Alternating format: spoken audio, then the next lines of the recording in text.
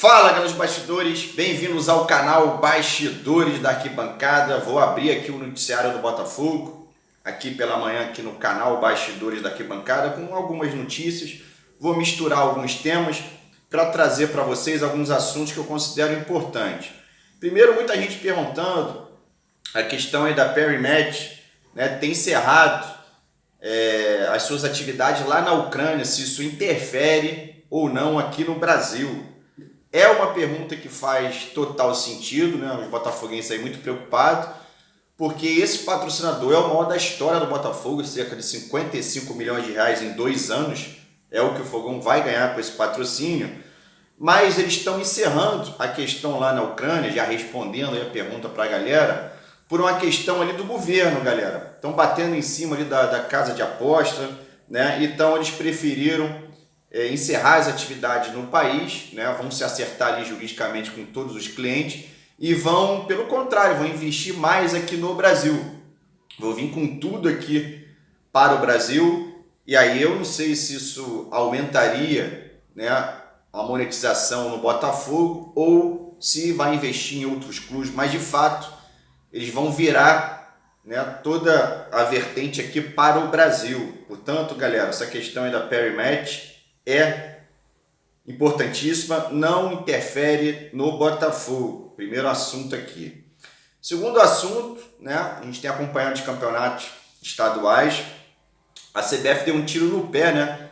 Na minha opinião, ela mirou em um, né, que era o Botafogo, e acertou em vários times aí grandes com muita tradição, né? Por exemplo, só a Via Paulista já não tem mais chance de entrar na Copa do Brasil. Santos, São Paulo, Corinthians. Só agora pelo Brasileirão, classificando ali o Palmeiras para a Libertadores, que eles vão conseguir vaga, enfim. É uma situação que pegou o Botafogo, mas o Botafogo ainda tem chance na Taça Rio, por exemplo, né, via estadual, de se classificar. É superior aos outros times, resta saber se esse time do Botafogo com o Luiz Castro vai jogar bola. Mas, de certo modo, a CBF aí meio que deu um tiro no pé, né, dos grandes times, e aí deixou essa questão aí do campeonato da Copa do Brasil complicado, né, para 2024. Mas vamos ver como é que fica essa questão. Falando do jogo aí, Botafogo e Brasiliense, né, Daronco será o árbitro da partida, já definido. Daronco gosta de irritar um pouquinho os jogadores com a sua arbitragem, né, é um árbitro ali que marca em cima. Lembrando que nessa fase não vai ter o VAR, né? Portanto, aí, de olho na arbitragem para Botafogo e Brasiliense. O empate leva o jogo para os pênaltis, a decisão para os pênaltis. Quem vencer vai estar classificado, vai botar um dinheirinho no bolso. Galera, escalação do Botafogo para esse jogo é uma interrogação. Muita gente perguntando qual o melhor Botafogo. Na minha opinião, Lucas Perry no gol. É o goleiro aí do momento do Botafogo. Eu faria a estreia do Di Plácido na lateral direita. O Rafael é muito inconstante, apesar de ter o nível europeu, ainda não mostrou isso no Botafogo.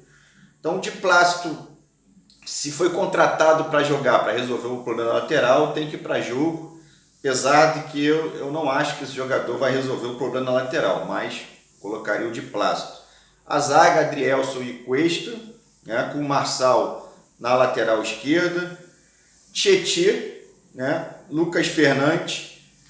E aí a gente pode olhar, pegar o garoto Raí, por exemplo, pode ir de Gabriel Pires, que vem irritando bastante, pode colocar o Eduardo, que está 6 meses sem jogar, mas é um jogador que, na minha opinião, é o melhor desse meio de campo ali do Botafogo. Então, de repente, começando com o Eduardo não seria ruim.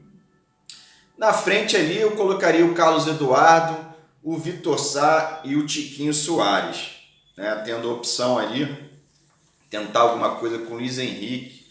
Aí já estou falando de extremo para o segundo tempo.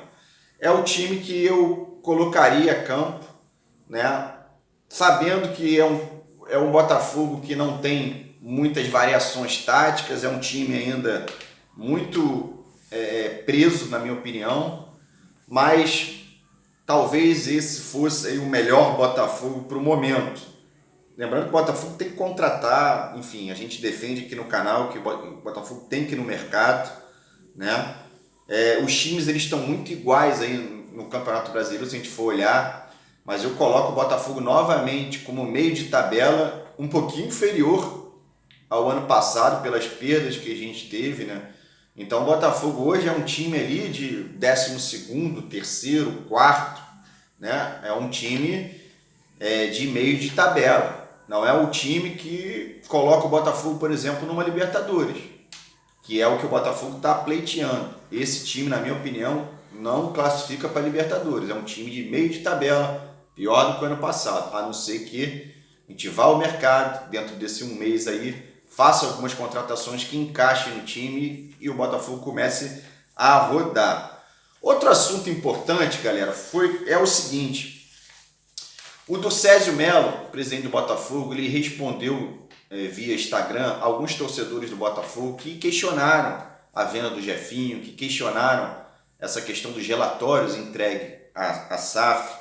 E ele respondeu, né, sobre o Jefinho, que não foi ele que vendeu e que o Botafogo, enfim, acabou vendendo. E a questão da entrega dos relatórios para a SAF, ele também disse que está cobrando. Vamos entrar um pouquinho no mérito dessa questão, porque a gente precisa bater um pouquinho nisso, né? O presidente Docésio Melo pode ter a melhor das intenções possíveis com o Botafogo, é um cara do bem, mas essa questão dele ser membro do conselho, né, do Lyon, que foi uma coisa que John Textor chamou ele, isso diretamente gera um conflito de interesse, já que ele é presidente do Botafogo. Sendo presidente do Botafogo e tendo 10% da SAF, John Textor 90%, ele é o cara hoje que tem que cobrar o John sobre esses relatórios, sobre essa entrega dessa documentação, para que o Conselho Fiscal, para que o Conselho Deliberativo do Botafogo possa apreciar e ver a evolução dos números. Enfim, ele é o cara que fiscaliza. Então, se ele é o cara que fiscaliza, ele não pode ser o cara que é membro de um conselho consultivo de outro clube, o qual tem interesse direto, porque faz parte ali dos clubes do John Textor. Então, na minha visão, há um conflito de interesse aí muito grande, o qual o Docésio tinha que, na minha opinião, colocar uma outra pessoa, né? E aí sim o Botafogo tem um poder de fiscalização maior, para que não gere nenhum tipo de atrito ou qualquer interpretação possível. Além disso, o Docésio ele tem a questão com o Rezende, e aí teve a venda do Jefinho, de outros jogadores que criam a figura do Docésio, está ali como um dos principais do Rezende. Ser presidente do Botafogo, estar no Conselho do Lyon, é uma coisa que gera um total conflito de interesse e que isso não é bom para o Botafogo, na minha avaliação, né? Vocês podem comentar aqui. Portanto, eu acho que o Botafogo tem que rever essa questão. E não é só o Docésio que fiscaliza o John Textor, porque o Botafogo tem que fiscalizar o Docésio. E aí eu estou falando do Conselho Fiscal, estou falando do Conselho Deliberativo. Cadê as pessoas que fiscalizam o presidente do clube para que ele possa fiscalizar o John Textor? Essa questão, na minha opinião, está atrapalhando demais o Botafogo, né? E para a gente saber de fato a evolução do nosso clube, se ficou estagnado, se tem alguma coisa errada. Você não pode avaliar se você não tem os relatórios. Portanto, o Botafogo tem que rever essa questão, né? O próprio Docésio, que é um cara de bom senso aí, tem que rever isso, né? E quem fiscaliza também o presidente do clube tem que estar em cima, porque isso ficou de lado, né? E não pode estar protelando uma coisa que via contrato, tem que ser resolvida e que defende o nosso clube. Galera, senta o dedo no like, aqui não tem passapano, aqui não tem conversa fiada. Se inscreve aqui no canal. Um abraço a todos, fogo neles.